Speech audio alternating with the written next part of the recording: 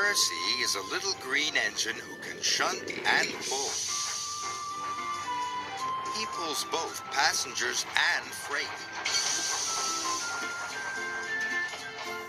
At the docks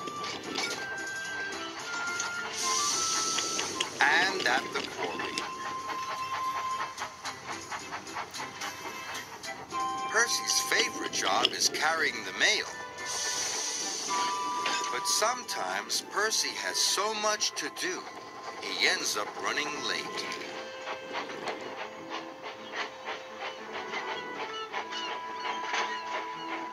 One evening, Percy arrived late at Brendam Docks.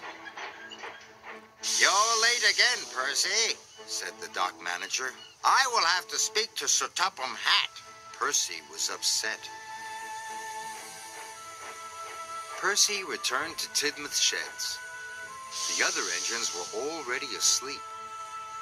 Then Percy heard voices on the other side of the sheds. It was Sir Topham Hatt, and he was talking to Percy's driver. Percy tried not to listen, but he couldn't help himself. "Percy has been late too often this week," said Sir Topham Hatt. "He must go to the scrapyards tomorrow." "Sir Topham Hatt wants to scrap me," gasped Percy. Percy worried all night long.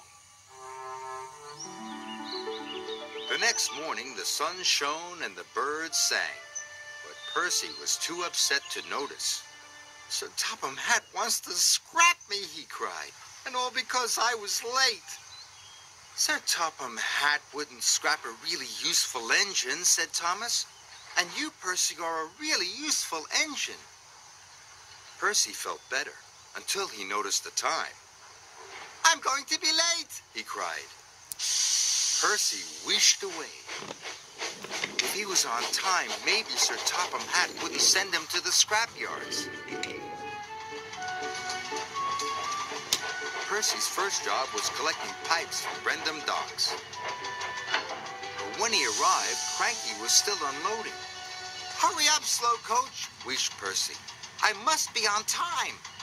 "I'll take as long as I like," said Cranky, and he went slower than ever.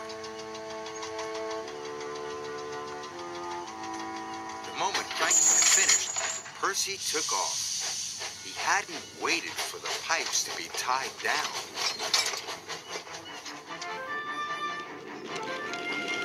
Percy rounded the bend. The pipe slipped and fell all over the track, but Percy puffed on.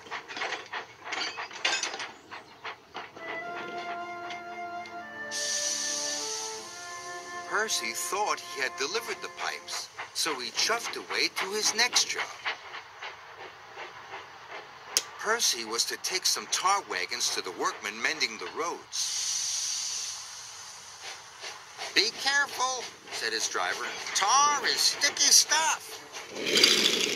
But Percy wasn't being careful. He was going too fast. Percy charged down Gordon's Hill. He didn't see Gordon and the express until it was too late.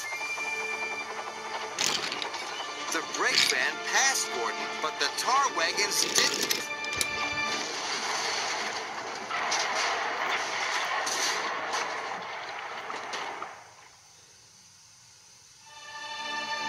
Luckily, no one was hurt, but Gordon was very cross.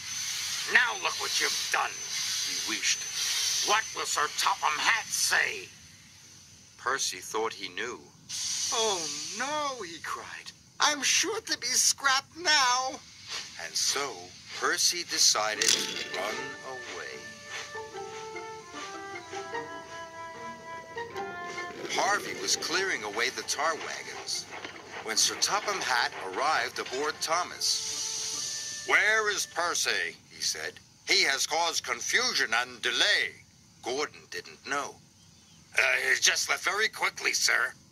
"He heard you at the shed, sir," said Thomas. "He thought you were sending him to be scrapped." "I think I need a word with Percy," said Sir Topham Hatt. "You must all help me find him." And so everyone looked for Percy. They searched high and They searched low. They looked to and fro, but they couldn't see Percy anywhere. "What's to become of me?" Percy whispered. But there was no one around to hear. Percy looked very small and felt very lonely. Thomas and Sir Topham Hatt were looking for Percy on Thomas's branch line. Thomas suddenly had an idea. I think I know where Percy is, sir. And he puffed back to Tidmouth Sheds as fast as he could.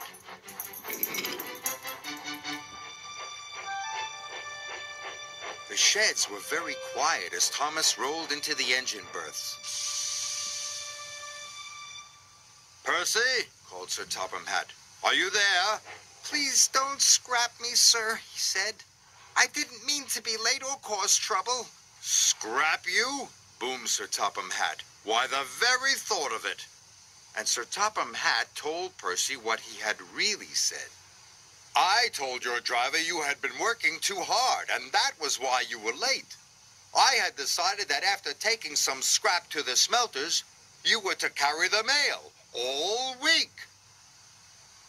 Percy was as happy as he had ever been. Do you really mean it, sir? Puffed Percy proudly. The mail for a whole week. Thank you, sir. Percy couldn't stop himself tooting for joy. Thomas tooted too. It was good to have his friend back.